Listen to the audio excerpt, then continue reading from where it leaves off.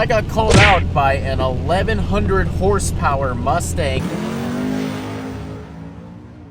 with a TH400 against my Whipple Camaro. So today we're going to be going to the track and running it because a lot of people say that I'm ducking the race. So I'm not going to duck it. I don't expect to win.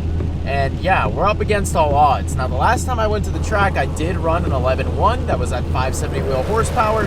Since then, we've changed the pulley, added port injection, and dynoed at 750 wheels. So my goal for today is to run a 10.0 or a 10.1. I guess we're gonna see how it goes, but right now, I am driving in some terrible weather with my drag radials on, and it is very, very sketchy. I'm going 30 miles an hour all the way to the drag strip. Here goes nothing. I guess we're getting on the freaking turnpike with a radial. This is gonna be scary. Good thing here is that the rain cloud is only in my area, so the second I start actually getting on the turnpike, it should fade away. There should be no more rain, hopefully.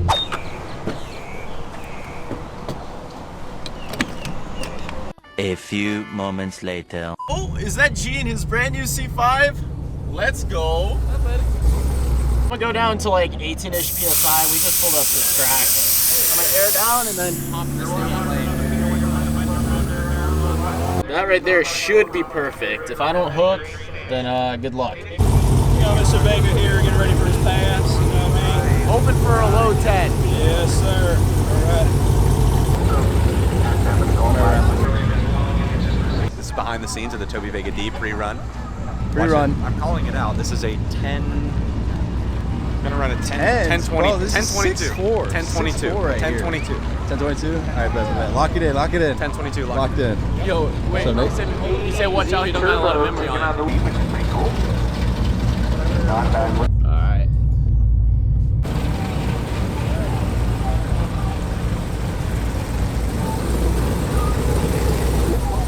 It's the water box. You just throw, you do a burnout and then just do water.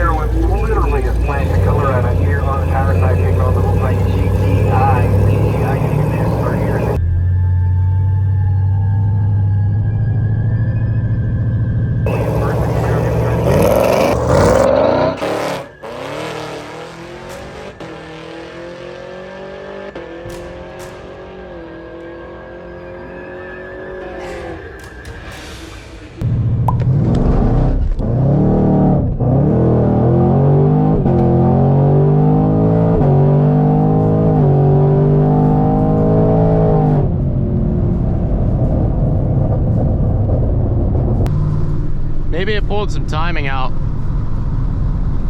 All right, let's see what I ran. I don't think it was anything good. 11.1. I was off throttle a ton. Do you have a helmet? Yeah, in the back seat. Thank you. Next pass, please. All right. Thank you. Yeah. 11.1, and I was spinning. First one was an 11.1, but I had to let off 2 times because my burnout was not good enough. So the thing just spun and spun like crazy. I let off twice, and I was like, yeah, this run is scuffed.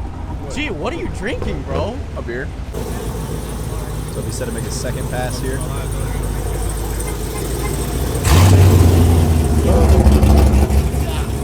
Yeah. That thing's got to be dumped, right? It's so loud. Steering angle sensor is still messed up. They said that we can pull into lanes 1 and 2 and go to the front, and he'll try and get us in, but other than that, he doesn't think that they're going to be able to get any more than 1 pass. What? This is it? He just said that it's crazy packed. Against the black car. Oh, against Wayne? Yeah. Okay. But the only way that we'll get it in, he said, is if we go in 1 and 2 and pull up to the front, then he'll try and squeeze us in. Yeah, it'd be now. Yeah, and it's just going to be when he can fit us in. Pull up there? Yeah. All right. Well, the entire track day just got canceled. Rained out. Everyone is dipping. That was a bad end to it. Only got 1 pass. Hey, Ethan. See you, Toby. See ya. Rip. that is the end of the track day. It is whatever. I did not sleep all night for this and scrambled last minute to get the car ready. Oh, I think I need to go out the other way. But yeah, all-nighter, scrambled to get the car ready, drove in the rain on radials, risked it all, and about to do the same thing again for a canceled track day. Probably haven't seen this on my channel. Well, obviously you haven't, but John got into a little hydroplane wreck with the Clout Stang. He will have that fixed very soon, but I also went ahead and marked up my tire to see if I needed a bead lock at this current power level. As you guys can tell, I'm already spinning quite a bit, but what I did is I marked it right here in relation to the valve stem to see if the actual wheel was spinning inside of the tire. That marking by the end of today, after doing one dig and one dig only, actually moved forward about an inch, confirming my suspicion that I do in fact need a bead lock on this car. So that's probably going to be one of the next upgrades. If you all want to check out my VMSs or want to get them, definitely let me know. But that's actually not a good thing that the wheel is spinning with inside the tire, because that means we're generating unequal amounts of wheel speed between each of the rear tires, and that can cause some traction issues, sending the car sideways. I did figure out exactly why my burnouts are so goofy in this car. So the traction control doesn't want to completely turn itself off. It cuts on, and that's what's causing that problem where it stutters and completely stops revving out. So I do have a fix for that, and I'll cover that next. As I was saying about the traction control, this is what I had on the dash. So I already tapped it one time. That turned it off like this, and then I held it down for 10 plus seconds while I was trying to get lined up on the strip. And this is all it showed. I'll show you all in just a second when I release it. It'll kick off completely. You guys saw me holding the traction control button down. This is what popped up on the screen: stability control and traction control off. So it doesn't want to disengage for whatever reason, but I'm gonna try and pull the fuse today and see if that fixes the problem, and see if we can do a real burnout, because I can't be limited like this. That's what's preventing me from hooking, is the fact that I'm not getting the tires adequately hot. Apparently this entire problem is being caused by the fact that I have aftermarket wheels that are bigger in tire height than the stock wheels. So those are 20-inch MMR or MRR, I'm not entirely sure, Z28 wheels. They're an inch bigger than factory, and since the tire height is bigger, it's throwing off the traction control or the wheel speed sensors and causing all sorts of issues with my burnout.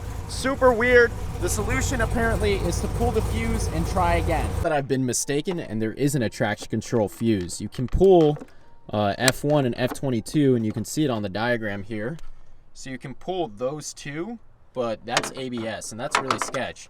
So I'm just gonna try it again and see what happens. I won't be able to spin the tires because I found out that my Camaro more than likely has a failed injector. So yeah, that's why I kind of trapped a low mile an hour in the quarter mile during this track day vlog. I also had an issue with a misfire several days after when I'm trying to test out 60 to 130s. So yeah, I'm not gonna push the car when the injector's not working. That's a great way to blow it up, and I guess I'll have to get a replacement. I don't really know what I'm gonna do yet, but I'll keep you guys updated within the next vlog. If you all enjoyed this video, please remember to comment, like, and subscribe. We will get the burnout sorted out, and we will also get this car sorted out with some research. So I'll see you all in the next one.